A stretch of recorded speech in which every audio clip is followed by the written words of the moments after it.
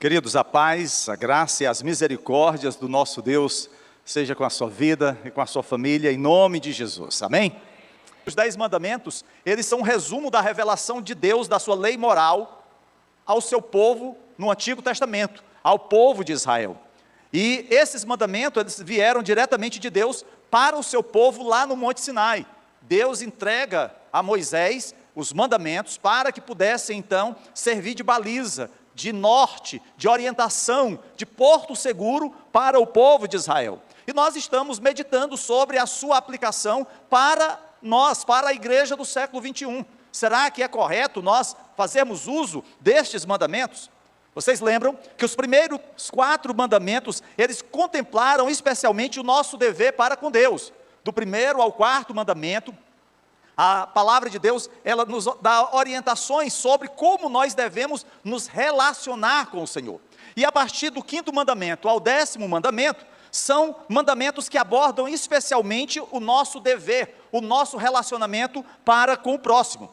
Porém, é importante que se diga que tanto a primeira parte, quanto a segunda parte dos mandamentos, eles se relacionam entre si. Como se diz, eles estão imbricados, eles estão interligados. Hoje, nós vamos estar ministrando sobre o 7º mandamento.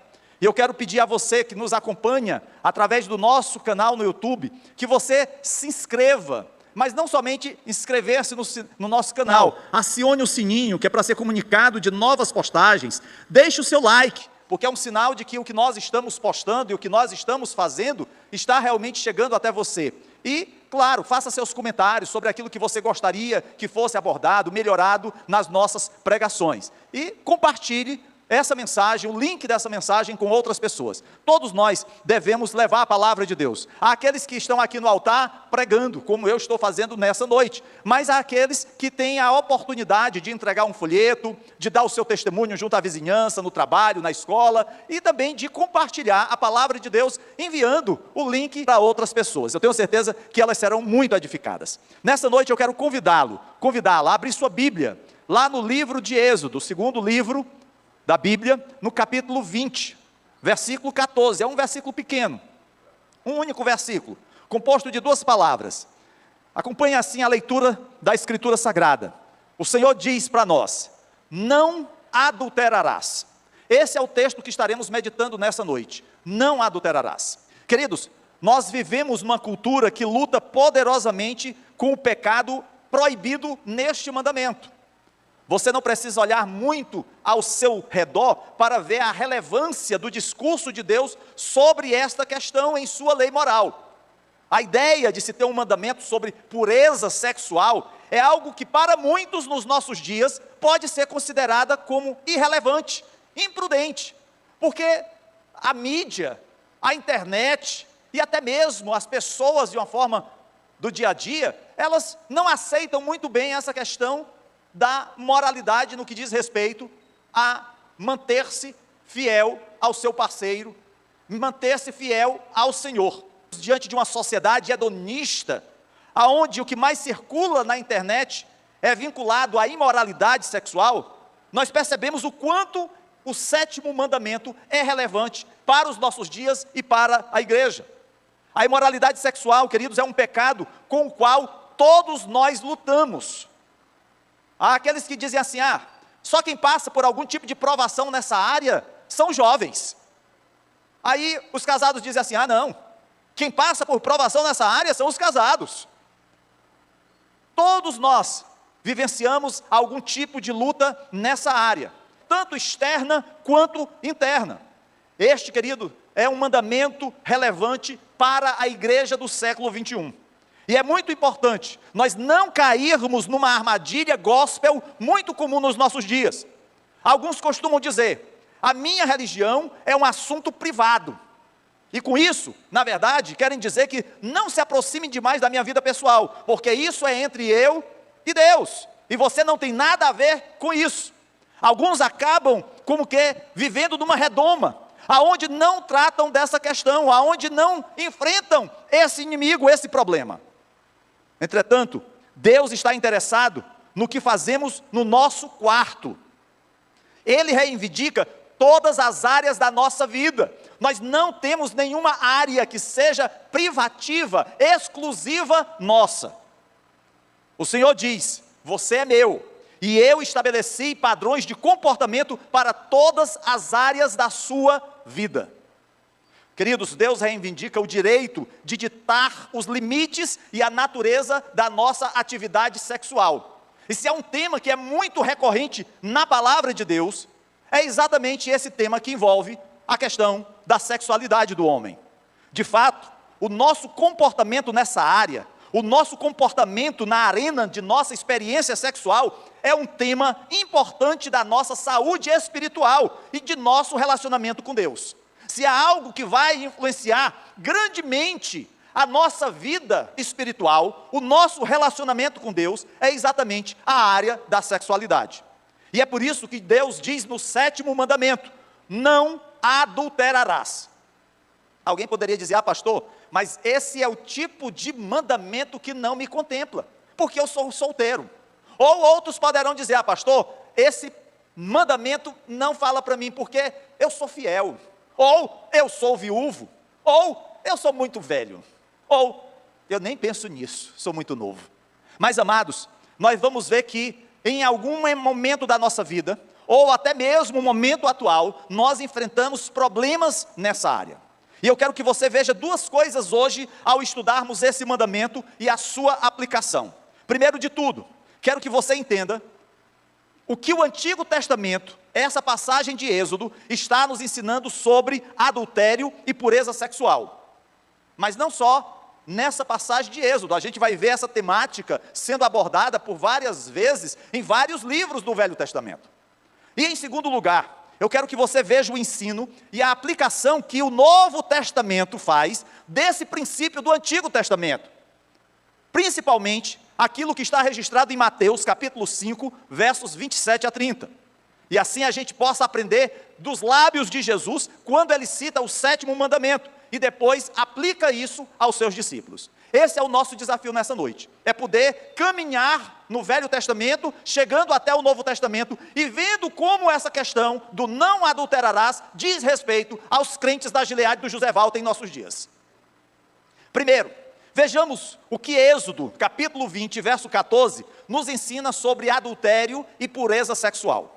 Aqui, amados, Deus está nos ensinando que assim como os crentes mostram lealdade somente a Deus, assim também devemos lealdade sexual apenas ao nosso cônjuge, ou ao nosso futuro cônjuge, para quem é solteiro. Moisés, a quem Deus entregou esses mandamentos, deixa claro, por outras leis que são citadas nos livros seguintes, que ele registra para nós sobre a pureza sexual. E isso a gente vai ver claramente, não apenas aqui no livro de Êxodo, mas também em Gênesis, em Número, em Levítico e em Deuteronômio. Ele está amplamente preocupado com essa temática da pureza, quer seja com relação ao cuidado com as coisas do tabernáculo, quer seja com relação aos sacrifícios, quer seja com relação à forma como o povo deveria proceder no campo de batalha. Tudo gira em torno de pureza, inclusive no relacionamento entre homem e mulher, entre o povo de Israel e o seu Deus. É claro que a pureza sexual, ela não alcança apenas o convívio entre marido e mulher, mas diz respeito à família como um todo, e não somente à família, diz respeito à nação de Israel, à comunidade a qual cada uma daquelas tribos fazia parte.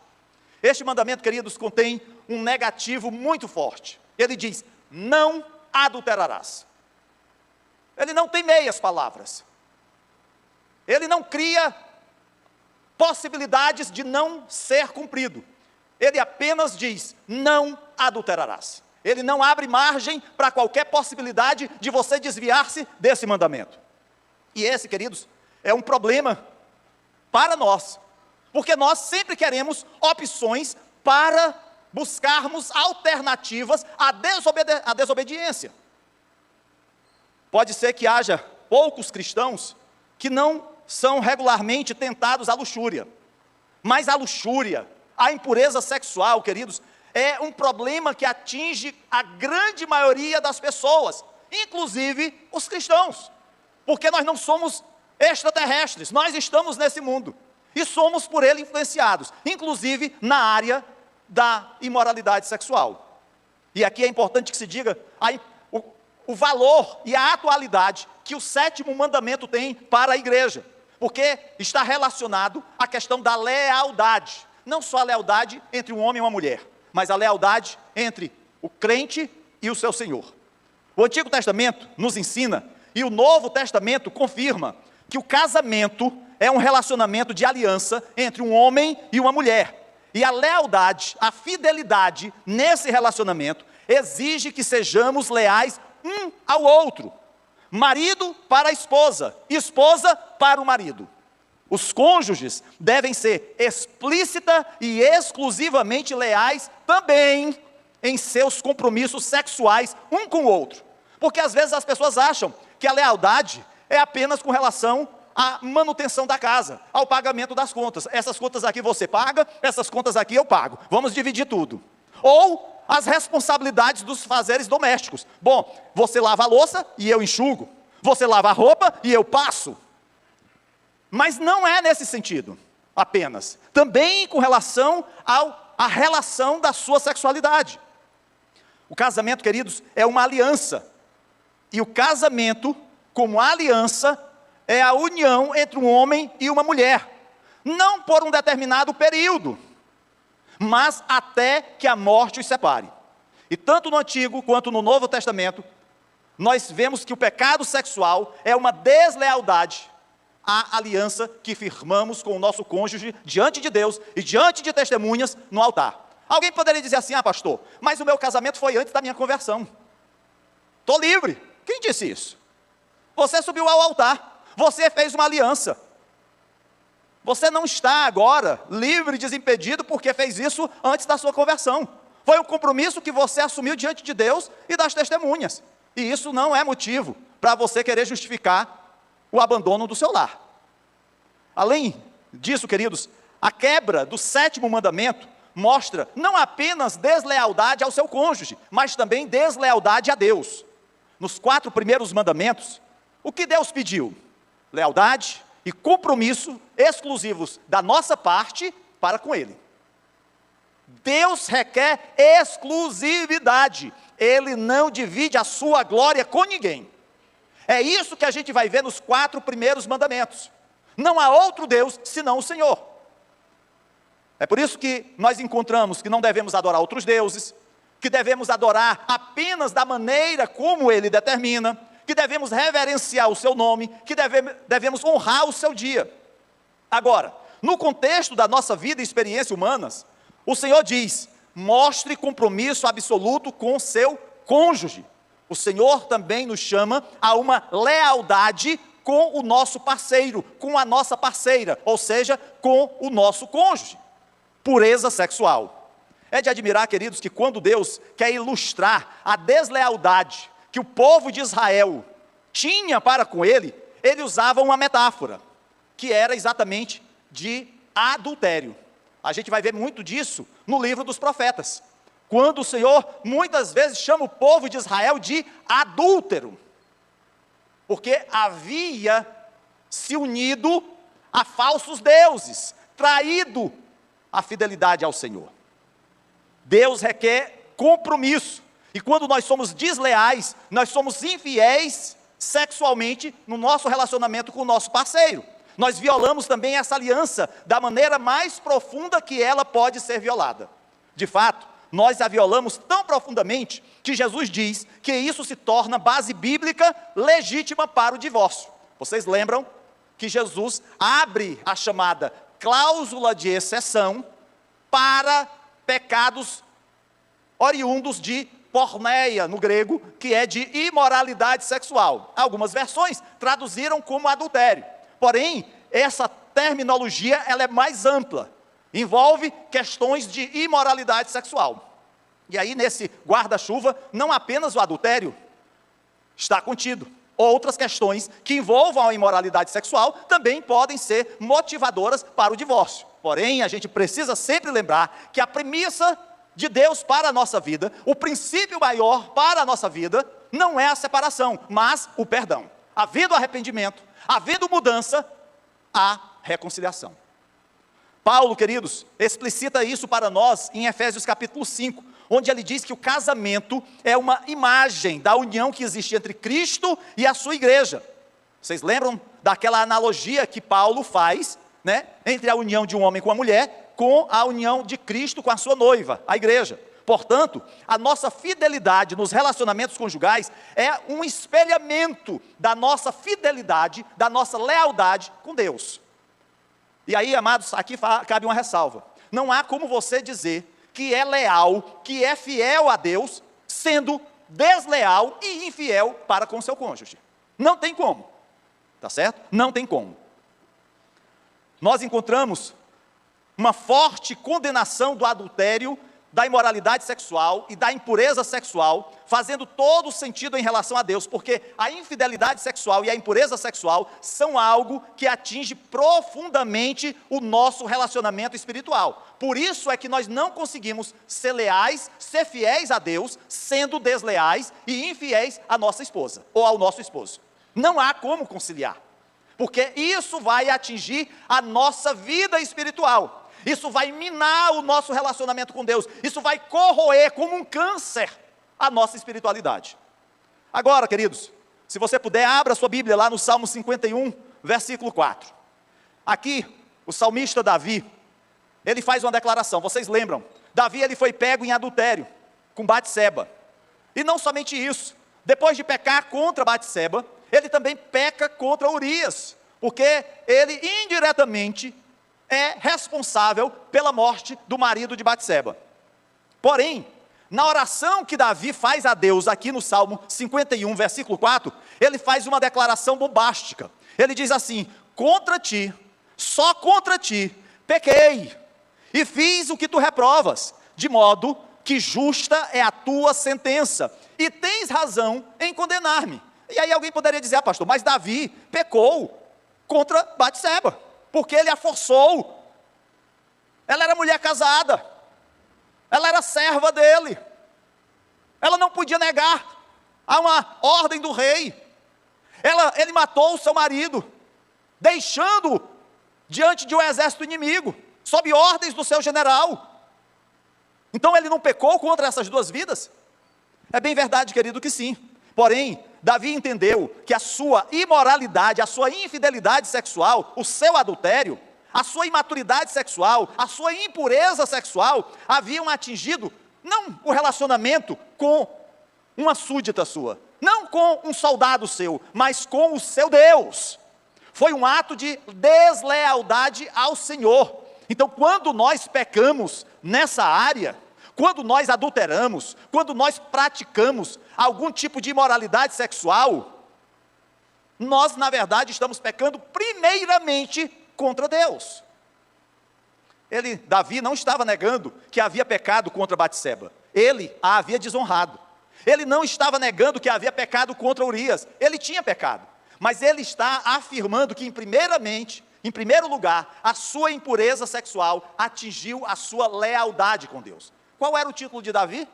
Um homem segundo o coração de Deus. Veja, queridos, há uma ligação entre a nossa lealdade a Deus e a nossa pureza sexual. É claro, esse mandamento, queridos, também protege a família.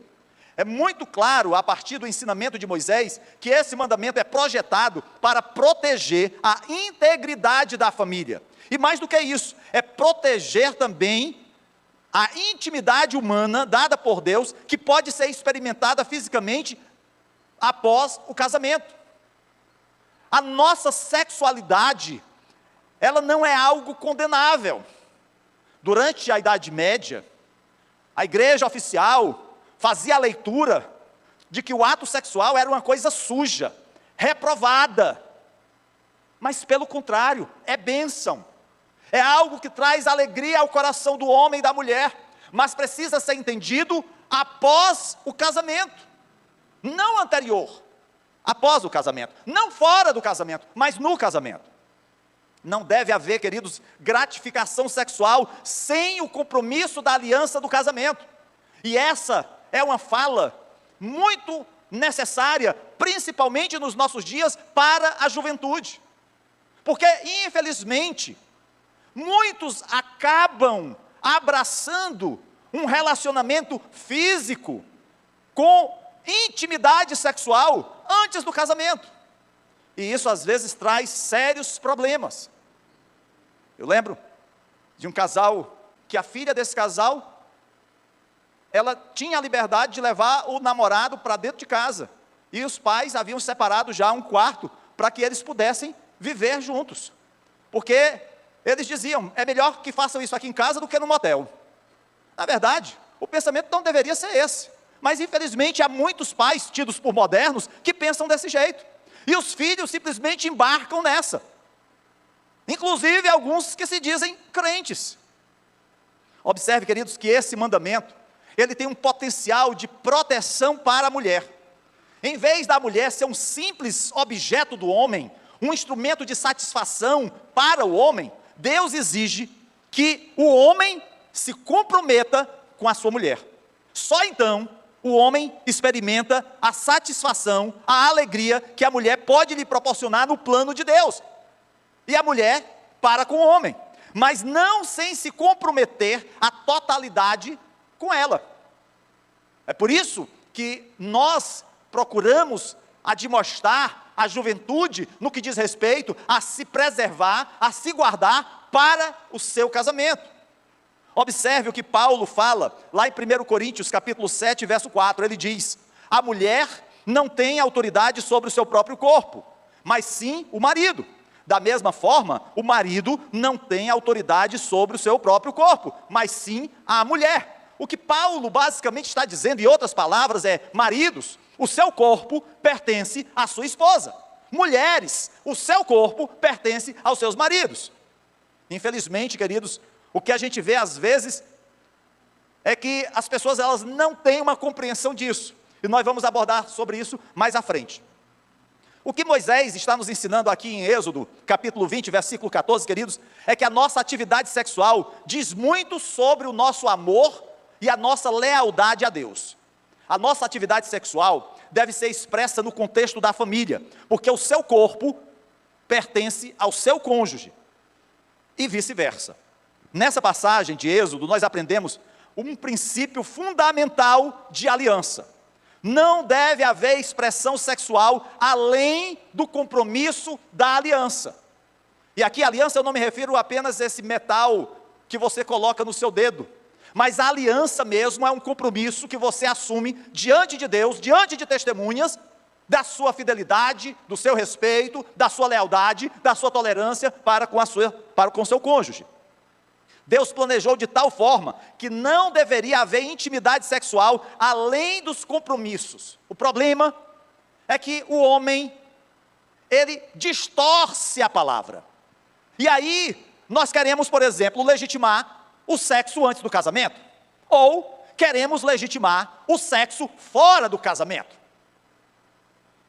Esse mandamento, ele protege as mulheres, ele protege a família, ele protege os cônjuges, e esta é a razão pela qual o adultério é escolhido por Deus como uma imagem do que significa deslealdade para ele. É como eu disse, vários profetas falam do relacionamento do povo de Israel com Deus, fazendo-os ou chamando-os de adúlteros, porque eles haviam abandonado ao Senhor.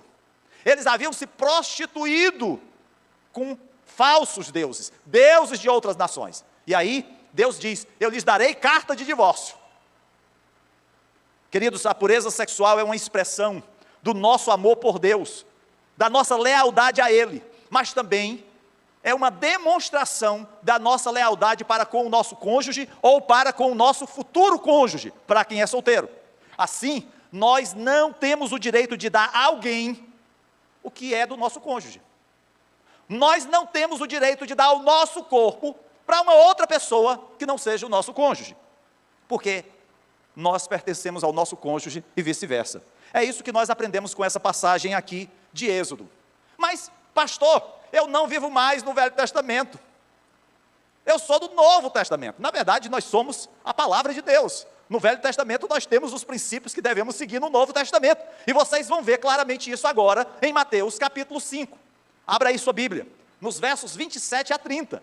Se você achou que Moisés foi duro, com não adulterarás, Porque quando Moisés fala isso, os judeus têm a ideia de que era apenas nas questões físicas, no relacionamento físico. Jesus se aprofunda mais. Ele diz mais forte acerca do que é essa passagem aqui.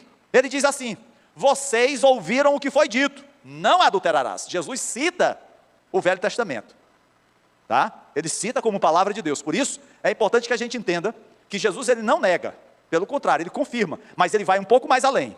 Ele diz assim: mas eu lhes digo. Ele faz uma interpretação, porque naqueles dias, os judeus, eles interpretavam sempre no sentido de penalizar a mulher e beneficiar o homem no relacionamento. É por isso que a mulher pega no adultério e é levada para ser apedrejada, mas o homem não é nem citado, para vocês verem a situação da mulher naqueles dias. Aí Jesus vai dizer assim: mas eu lhes digo, qualquer que olhar para uma mulher para desejá-la, olha só, não é cometer o adultério físico, só em olhar, você cometeu adultério com ela no seu coração. Se o seu olho direito o fizer pecar, arranque-o e o lance fora. É melhor perder uma parte de seu corpo do que ser todo ele lançado no inferno. Se a sua mão direita o fizer pecar, corte-a e lance-a fora. É melhor perder uma parte do seu corpo do que ir todo ele para o inferno. Queridos, o que Jesus está ensinando a todos os seus discípulos, Jesus está no monte, e esse é o chamado Sermão da Montanha, que ele começa com as bem-aventuranças, e aí ele adentra, falando de várias questões práticas, do dia a dia do povo, do nosso dia a dia. E aí então, ele fala acerca de santidade, de pureza, mas essa santidade e essa pureza não poderia existir apenas no exterior. Essa santidade e essa pureza deveriam invadir todo o nosso ser, o nosso coração. E aí os discípulos então devem se esforçar para ser interiormente puros em relação ao seu comportamento sexual. Alguém poderia pensar que essa questão da impureza, da imoralidade, é uma coisa dos nossos dias, devido à internet, à televisão e às coisas que acontecem atualmente. Não. Isso já era muito comum também naqueles dias. A prática da imoralidade sexual numa sociedade devassa, como era a sociedade romana, era algo visível, patente aos olhos das pessoas. Assim, não basta abster-se de adultério físico. Jesus quer que sejamos puros em nosso coração. Não é apenas o ato, a prática em si. É por isso que eu digo que Jesus, olha, vai mais fundo no problema. Ele não alivia. Tem algumas pessoas assim: eu gosto do Novo Testamento porque a gente vive debaixo da graça. Só que, ele vai mais fundo. Não sei se você já viram assim, a gente às vezes está apertando um parafuso, aí você vai com a chave de fenda e aperta até a metade e você não consegue mais. Aí você fala: não dá mais. Aí chegou outra pessoa: espera aí que eu tenho uma chave maior, dá mais apoio. Aí você vai até o final. É exatamente isso que Jesus faz aqui. Ele vai até o profundo do nosso ser. E aqui, queridos, é importante entender o que Jesus está dizendo para você e para mim. Primeiro, ele está nos dizendo que há mais de uma maneira de quebrar o mandamento: não adulterarás. Só porque você não se envolveu com uma prostituta, só porque você não teve relacionamento sexual com o seu namorado, com a sua namorada, só porque você não adulterou com uma outra pessoa, isso não significa que você está guardando o 7º mandamento. É interessante, porque no versículo 28 Jesus diz: qualquer que olhar para uma mulher, para desejá-la, já cometeu adultério com ela no seu coração. Se vocês acham que são perfeitos em relação ao 7º mandamento, é preciso que cada um de nós considere a questão da luxúria, porque essa é uma questão, esse é um problema, esse é um pecado que tem sido de armadilha, de laço para muitos. E nos dias de Jesus, queridos, os religiosos judeus, eles eram duros com o adultério, porém, a dureza deles era apenas com a prática em si. E aí Jesus se aprofunda, e Jesus vai no cerne do problema, que é o coração do homem. É aí que está a questão da luxúria. E é por isso que ele nos diz aqui, que o que nós desejamos com os nossos olhos, afeta o nosso coração, a ponto de também isso afetar os nossos olhos. O nosso coração, queridos, é como uma ponte, que começa com a luxúria, e que nos leva ao inferno. Por que Jesus faz essa conexão? Porque ele sabe o quão poderoso esse pecado em particular pode ser. As pessoas que são apanhadas com pecados sexuais em seus vários tipos, farão de tudo para negar que tem esse problema, que tem essa dificuldade na sua vida. Não tem aquela coisa assim que alguns dizem, eu bebo, mas eu bebo socialmente? Pois nessa área não é diferente. É uma vez perdida que eu dou uma olhadinha no site pornográfico. É uma vez perdida que eu durmo com a minha namorada. É uma vez perdida que eu pulo o muro e traio a minha esposa. Não existe uma vez perdida. É isso que na verdade Jesus está dizendo aqui. E que nós procuraremos justificar o nosso pecado. Procuraremos de todas as formas inventar qualquer coisa para negar o nosso pecado.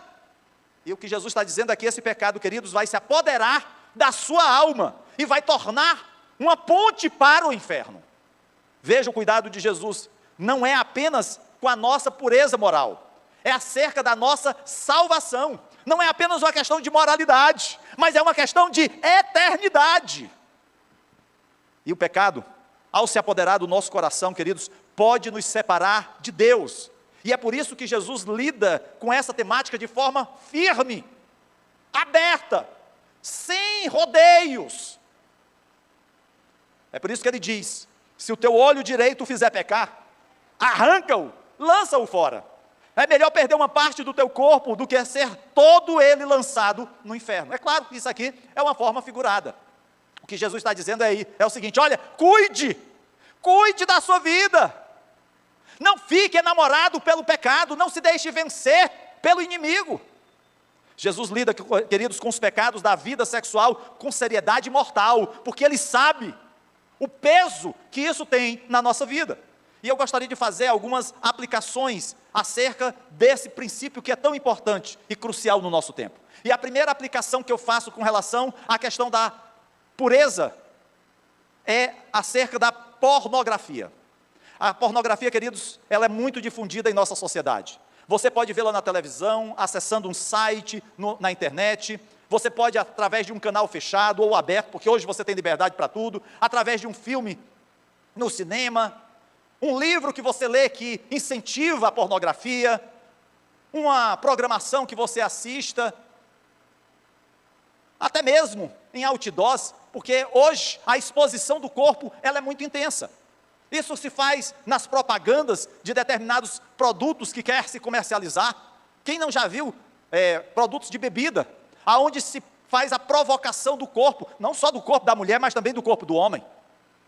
E não somente isso, hoje se fala abertamente sobre essa temática, nos grupos de escola, nas rodas de trabalho. E aí alguns, até para não se verem distantes desses grupos, acabam também participando dessas conversas. Queridos, a pornografia é um problema generalizado, e é um desafio em especial para os homens. Não que as mulheres não tenham dificuldades nessa área, mas em especial para os homens. O pastor americano, Lee Gunduka, ele afirma existir mais de 150 mil sites pornográficos na internet. 200 sites pornográficos são adicionados diariamente. E tudo isso à disposição num clicar de dedo. Esse, queridos, é um problema generalizado para os homens e atinge 3 áreas específicas. A pornografia atinge 3 áreas. A primeira delas é a idolatria. Quando você se entrega à pornografia, quando você permite que os seus olhos se voltem para um determinado livro, uma determinada imagem, um determinado filme ou site, você começou a pecar com a idolatria. Lembre-se, a idolatria divide o coração, divide a lealdade que deveria ser somente a Deus. Você fica refém daquele site, daquela imagem, daquele tipo de leitura. Em vez de o coração ser o único Deus verdadeiro, você está começando a amar, a adorar e encontrar sua gratificação em algo que não é Deus. E de fato, algo que Deus proibiu. A segunda coisa, queridos, que acompanha a pornografia é o sigilo. Aqueles que estão envolvidos em ver ou participar da pornografia, normalmente não querem anunciar isso em voz alta. Não é o tipo de coisa que falam para as suas esposas, ou com suas namoradas, ou com seus filhos, muito menos com o pastor.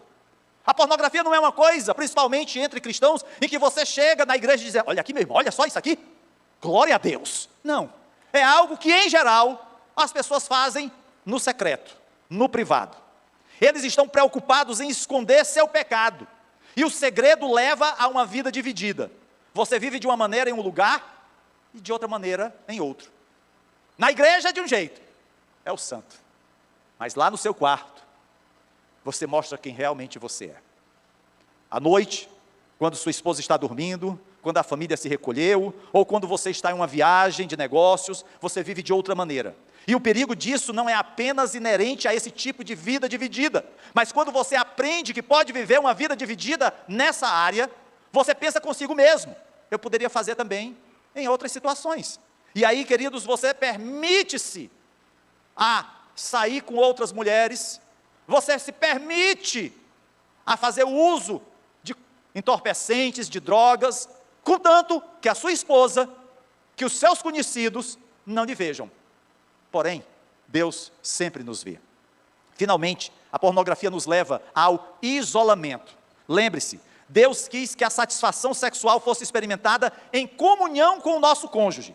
Ao invés de buscar solução para o seu problema na cumplicidade do casamento, alguns acabam por se isolar, se afastar, se tornam indiferentes à sua esposa, já não a procuram e acabam também por afastar-se da igreja.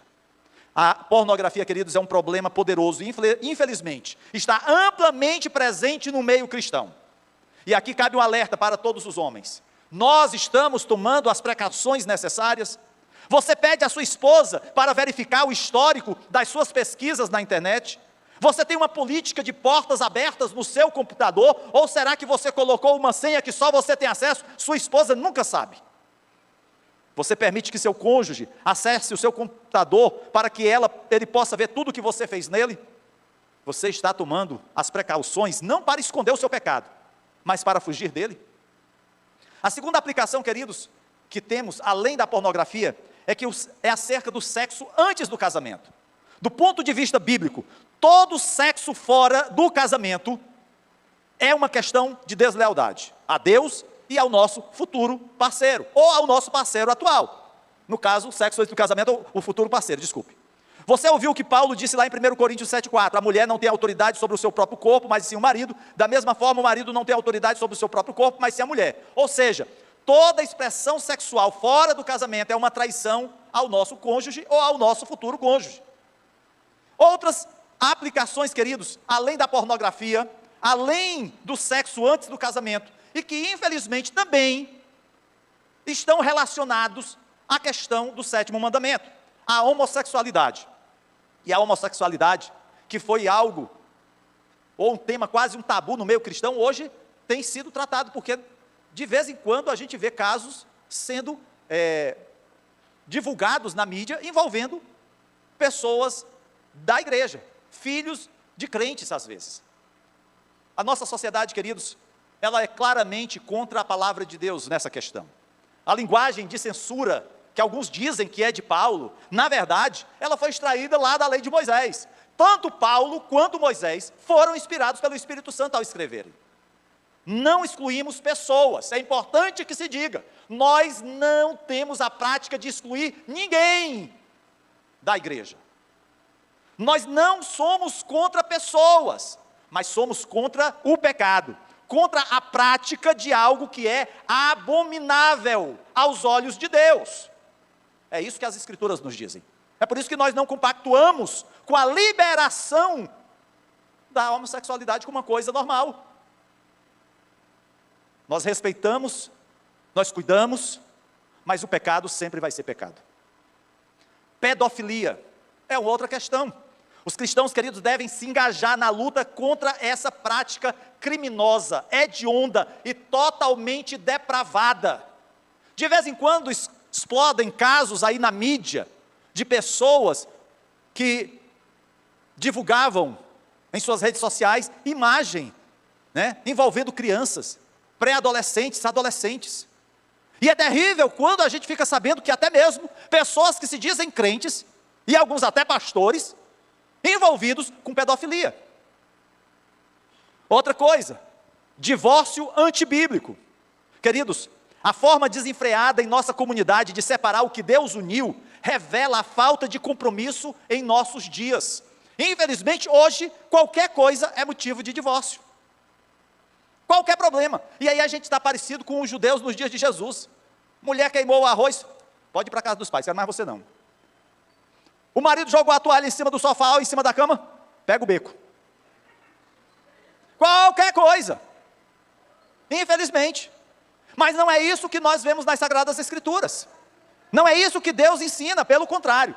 Nós vimos que há a cláusula de exceção, mas o perdão sempre é o princípio, é a premissa maior, quando há arrependimento. Mas além da pedofilia, do divórcio, há também a privação sexual intraconjugal. Esse nome parece difícil, mas é algo mais comum do que a gente imagina. Queridos, veja a exortação de 1 Coríntios capítulo 7, verso 3. O marido deve cumprir os seus deveres conjugais para com a sua mulher. E da mesma forma, a mulher para com seu marido. Ô meu filho, me diz, mas hoje eu estou com dor de cabeça. Dia seguinte, meu Deus, meu filho, olha, a coluna está arrebentada. No outro dia, meu filho, olha, hoje eu separei essa noite para ser uma noite de jejum e oração. Queridos, a palavra de Deus diz que o marido deve cumprir os seus deveres conjugais para com a sua mulher, e da mesma forma a mulher para com o seu marido. Mas o que a gente vê, em muitas situações de casais crentes, é um verdadeiro empurra-empurra. E é claro, aqui eu não estou querendo, queridos, também, fomentar a falta de cuidados que alguns têm. O cabrão chegou direto lá da oficina, passou o dia trabalhando lá com graxa, com carro e tudo. Não tem coragem nem de tomar um banho. Aí já chama a mulher para a cama. Imagina o lençol como fica. Prepara, toma um banho, bota um perfume, né? Dá um jeitinho, passa um limãozinho e tal, né? Quando estiver muito forte, nos dedos. Então assim, a gente precisa se cuidar. A gente precisa valorizar o nosso cônjuge, mas a gente também precisa valorizar o cuidado que a gente tem que ter nesse momento. Às vezes a gente se reporta apenas ao período do nosso casamento, logo após subirmos no altar. E alguns só se lembram da lua de mel, porque depois parece que ficou a lua de fel. Não se cuida mais, não se namora mais, não se tem mais atenção. Queridos, o 7º mandamento nos diz para sermos sexualmente puros no que pensamos, dizemos e fazemos. Mas não somente isso, também nos fala para ajudar os outros a serem da mesma maneira. É isso que o 7º mandamento nos ensina. Certamente, amados, precisamos de ajuda nessa área. Talvez você esteja passando por uma luta nessa área. Talvez você tenha dificuldades, que às vezes precisa até mesmo de um acompanhamento de um especialista, de um médico, de um psicólogo, para tratar de questões. Tem pessoas às vezes que trazem traumas, de abusos no passado, e isso às vezes impede um relacionamento saudável entre marido e mulher. Precisa ser tratado. Jovens, vocês acham que isso é algo para brincar, para explorar sem consequências? Deixe-me dizer-lhes isto: eu nunca encontrei um problema em adultos com perversão sexual que não estivesse enraizado naquilo que começou no início da vida, seja na pornografia, na homossexualidade, ou na experiência de abuso ou qualquer outras coisas. E isso começou, não foi na fase adulta. As suas raízes estão lá na infância, na pré-adolescência, na adolescência e na juventude. Esta, queridos, é uma área que nós não podemos brincar com ela. E se você já transgrediu, você jovem, você homem, mulher, já transgrediu os limites nesta área, eu tenho uma resposta de Deus para você. Corra para Cristo, porque você não será capaz de lidar com isso por conta própria. Se Deus não te ajudar, se Deus não me ajudar, nós não vamos conseguir nos livrar desse problema. Se você, por outro lado, tem se mantido puro nesta área, continue correndo para Cristo, porque é somente Ele que pode nos ajudar numa sociedade corrompida, pecadora, como é a nossa, para podermos guardar o 7º mandamento. Que Deus nos ajude, queridos, a agradá-lo por meio da obediência de sua palavra. Esse é um desafio diário, que todos nós, solteiros, casados, viúvos, todos nós temos. É um desafio constante. É por isso que nós não podemos brincar nessa área. Eu acho que vocês se lembram do que aconteceu com José, quando foi tentado pela mulher de Potifar.